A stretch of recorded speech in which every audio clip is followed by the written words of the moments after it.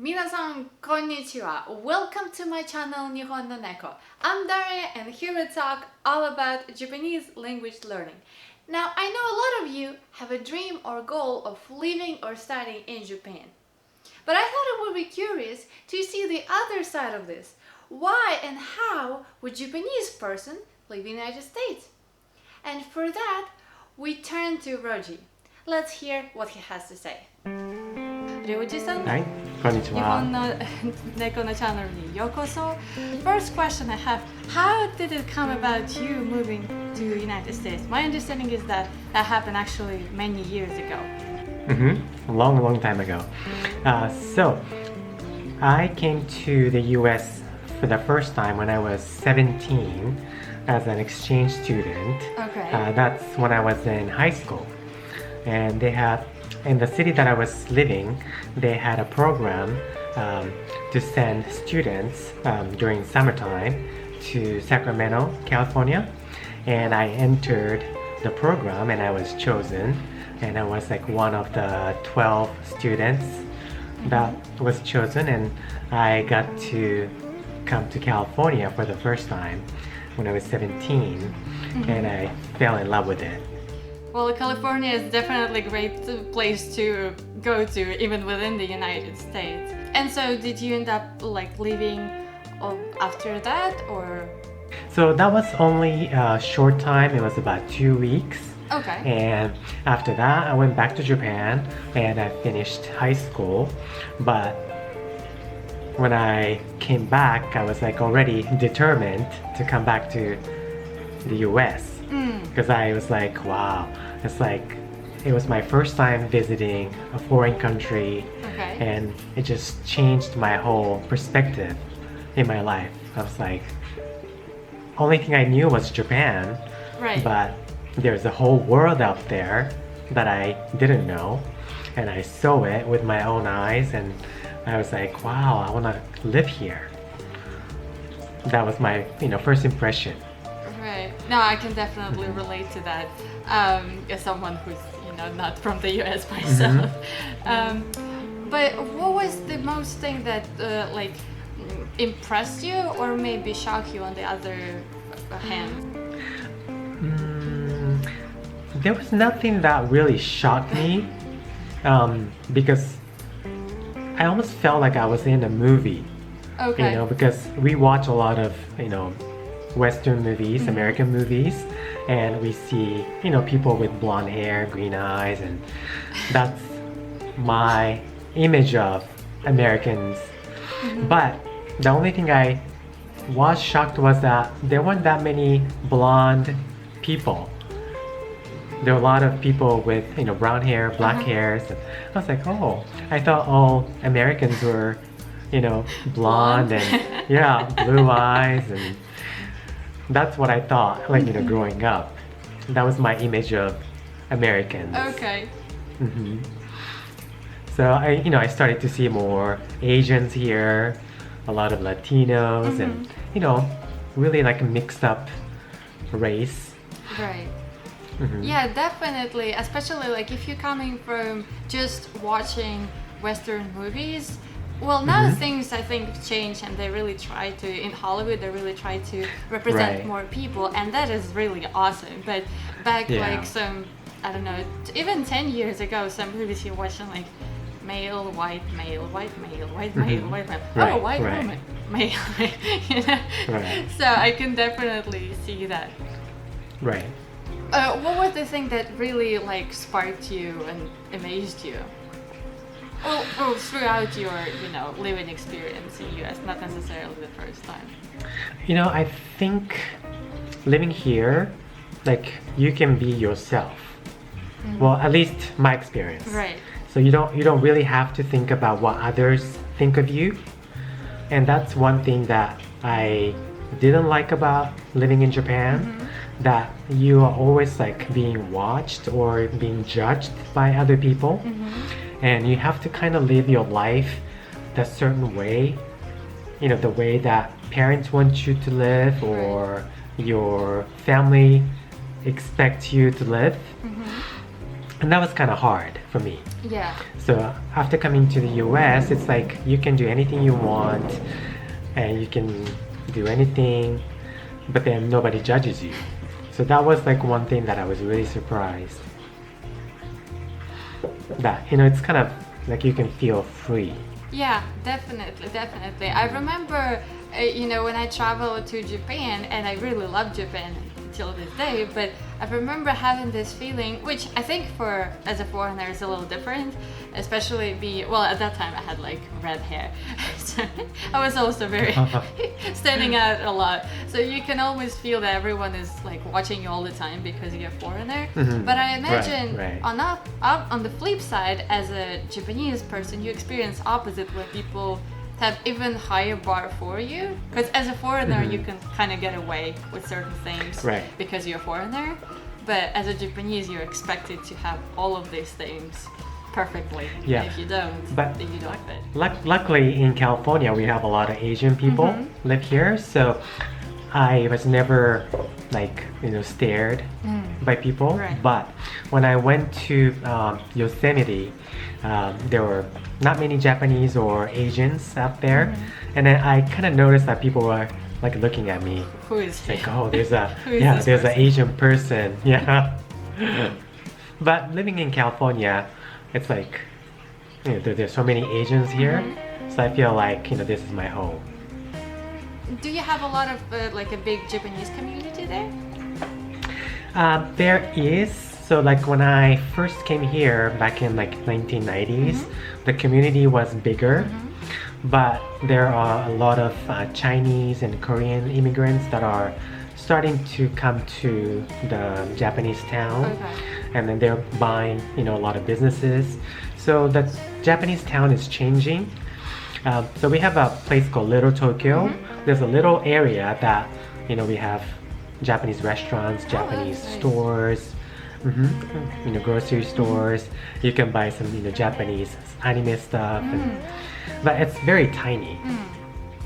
Well, it's great that But- you have it in the first place. Like I live in Charlotte, and here we have one Japanese store, one like overall Asian store. Oh, But often they have like Korean and Chinese stuff rather than Japanese, and one Right. specifically Japanese store. And then, but I remember when I traveled to San Francisco, they also have like Nippon Town, I think it's called. Yeah. With a lot of like, this like almost feels like you're living in Japan, like in this very Right. small district. So I think it's just really important for people to understand that going to Japan is obviously great, but you don't have to go to Japan to like experience some of the same stuff. You can have some. Right. You can go to the Japanese grocery store. You can buy anime here. Like you can meet Japanese people at the meetups and all of that. So I really want to drive this point to people that like to experience Japanese culture, just look around yourself. Don't think that's only going to Japan will satisfy that. Right. So a lot of people say that they can't find any Japanese speakers to practice Japanese. But if you go to those places, there are lots of tourists there. You can say hi and start a conversation, and of course the shop people, they're Japanese, so you can try your Japanese skill. Right. Say konnichiwa, and then they're gonna be nice to you. Then they're gonna start talking to you in Japanese. Yeah. I think Japanese people are always impressed when you try to speak Japanese, and so they're always happy to help. Right. Yeah, definitely. And so now that you live in the US for so many years, how did your perception of like Japan and Japanese culture change? Like when I was younger, like when I left, I just wanted to get out. And I wanted to, try something different. And I never like kind of looked back. And so for my, study, I wanted to improve my English. And I stopped watching all Japanese TVs. I stopped, doing anything Japanese, just to separate myself so I can immerse myself in American culture. And now that I started teaching Japanese, and I looked at some foreigners, they love Japan, they love Japanese culture, and I feel very honored that they love Japan and Japanese culture, and I feel like Japan is such a great country, and I'm very proud to be Japanese. Yeah, I feel like so many times when, and myself including, when I was traveling first time to like overseas country and seeing so different and so open and so free also, for me that was new even compared to Ukraine where I'm from. Like you almost want to say that, oh, everything about like Western countries is good and everything about your country is bad, but then after a while you start understanding that, well, there's bad and good everywhere. No matter where you live, it's just, comes with the trade-offs. Like in United States, yes, we have all this freedom and it's obviously great and I'm enjoying it too, but at the same time, there's some kind of issue that come with it, which I don't want to get into too much, but definitely I can see that. And so on this in this topic, like when you came to US for the first time as a 17-year-old, did you know any English? How was your English learning journey? So we learned English for about 6 years in Japanese school system. So I had my basics done, but I wasn't able to like make any long sentences. So it was like very short. I could say like I'm hungry, I want to eat something, but other than Basic that, survival. I couldn't really say anything. So, and then the simplest things like I remember I was telling my host family that I wanted to throw away something because I had trash in my Right. hand, but I didn't know how to say throw away. So I was like, trash. That's all I could say it. And then the funny thing was when I was playing with some small kids, they told me to say this one word to this one kid, and they say, okay, Ryoji, say this word, get lost. And I didn't know what it meant. So I said, kids are get mean. lost to this one kid, and then the kid started crying. I was like, oh, what did I say? Because I had no idea what get lost mean. So, and I said it. And then later I asked one of them, so what did that mean? And then they're like, oh, that means to like, go away. I was like, oh, I didn't mean to say that. So that was kind of funny. Yeah. Well, definitely language learning journey can, it is great, and as a being able to speak fluently other language than your own is really like fascinating, but at the same time there are definitely some funny moments in the process. But so when you went to study, right? So did you study in English? How was that, like, given the fact that you weren't that proficient with English at the time? So when I went to English school, the first day I was like very overwhelmed because you came here to learn English, but all the classes were in English, and then I'm like, okay, like I don't understand like maybe 80% of what the teacher was saying, and I'm like looking around, it's like, is everyone understanding what's happening? From that point, like the day one, I was like, okay, so this is the reality that I'm facing. I gotta, change up, my gears, and I have to really start studying. So, and then from that point, I was like studying every day. I stopped, watching anything Japanese, and I started to think in English, and it's a process. Like you have to practice every day. And did you have any specific like technique that you used, and how did you continue with your study when you went back to Japan? So back then we didn't have internet yet. So the thing that I was using was this English learning kit or course that you can buy, and they'll send you a cassette tape. It wasn't even CD. It was a cassette tape, and then they'll send you one cassette tape a month, and then you have to like listen to it like over and over, and then you do shadowing, and then you answer questions. and I was doing Right. that a lot. The funny thing is that when you remember or when you memorize those small phrases that you do over and over, sometimes like you memorize it but you don't know what it means. But then later on when you study, sometimes like those things click. Right. And then you're like, oh, that's what it meant. It's like you've been saying it over and over, and then you later find out what actually means. Yeah. And then- Or sometimes I feel like sometimes you kind of know what it means, but you're not sure what exact situation would you use it in. Like Yeah. you kind of know, but you don't know really how to use it properly, and then you hear someone saying it for like a movie or something. Like, oh, Right. that's what I'm for. Yeah.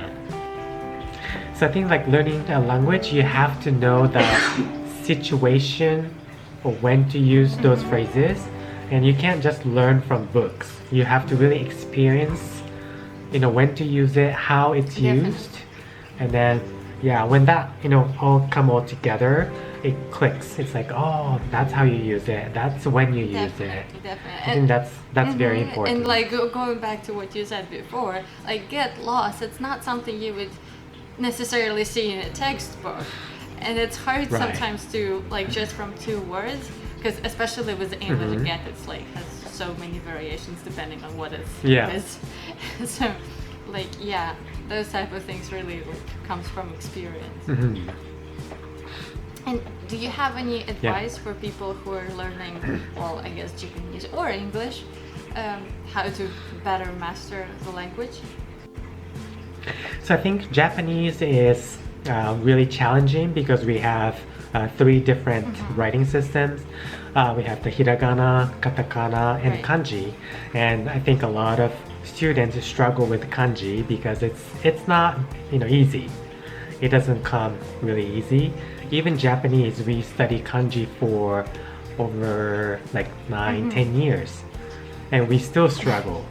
We can read them, but when it comes to like writing them, we have hard time remembering.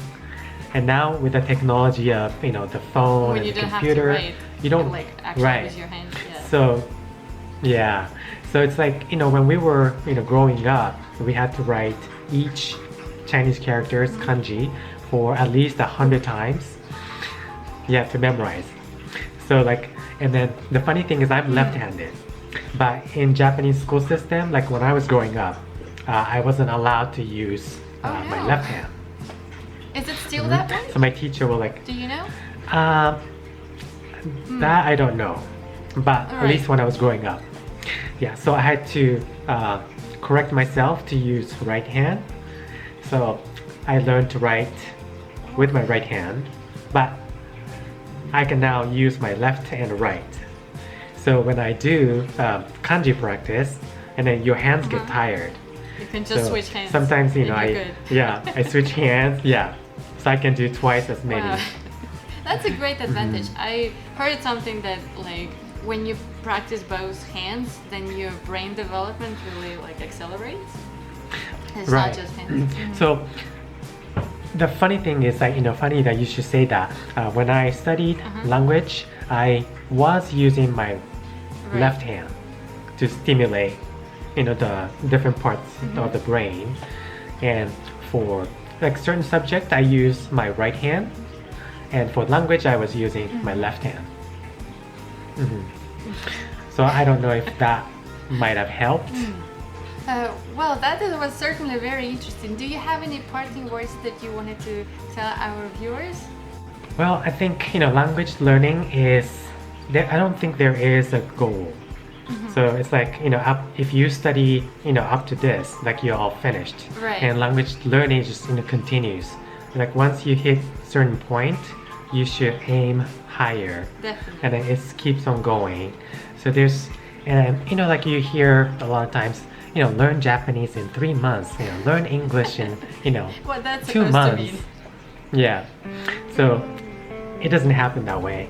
It's a process. It's every day you have to practice, and you have to kind of experience different situations, and you have to learn those how you say things in different situations. That's how you learn language. And I think you can't learn a language from textbooks. You have to learn language from real conversation. Right. Yeah, communication, interaction with people. That's how you learn. So hopefully, what I do on my Instagram and my YouTube are helping students to learn Japanese. And I would like to create more fun stuff, more informative things so that students can learn Japanese more fun way. Definitely, and we're gonna link to Ryoji's Instagram and his YouTube channel in the description below. Make sure to check this out. Thank you so much for your interview, Ryoji. ありがとう。 What a curious conversation. What was the biggest surprise for you? And would you want to have more videos like this interview style from me? Let me know in the comments below. Now next time we're gonna explore one grammar structure that Japanese people use daily, and yet as language learners we often struggle to use it properly and enough. And that is te kureru and te morau. So if you're interested in that, then you know what to do. Hit notification bell not to miss this video next week. I'm Daria, I have a video every Sunday for you, and until then, じゃあね